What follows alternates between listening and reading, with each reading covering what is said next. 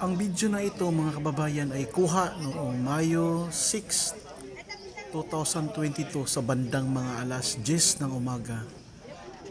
Sa time na yon ay nagkaroon ng presidential election sa atin dyan sa Pilipinas, at dito naman sa Saudi Arabia ay May 6 po yung schedule para bumoto po kami. At binoto ko po. Siyempre ang kasalukuyang presidente na si Marcos Jr. of course, Inday Sara.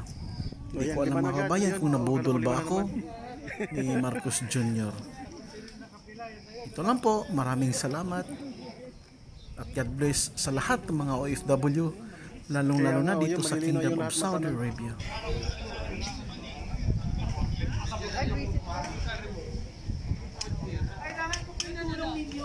Tulong-tulong ko tayo.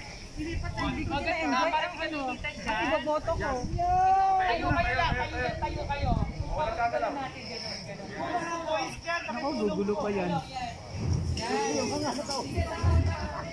Ako, hayaan, hindi naman ano. Yung init yan, nilipat naman yun ni mamaya. Oo, kaya nga. Doon na naman pag-upisa yung lilima yan. Kaya nga. Mano yan. Umilis naman ang konti.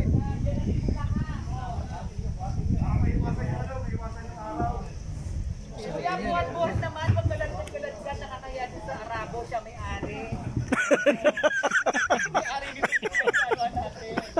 Okay, baka sabihin mga Pilipino, masyadong may dito. Oh, buhat din kayo dyan, oh.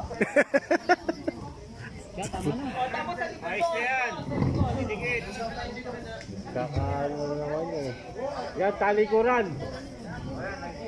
ay, apat yung tama yan.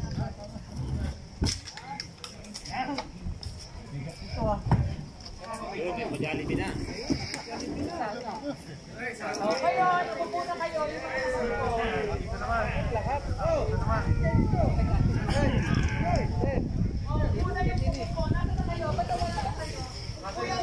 Hindi, may nakaupo dun eh. May nakaupo dun. Kasi may nakaupo dun eh. Oo. Wala ba? Atras na naman yan.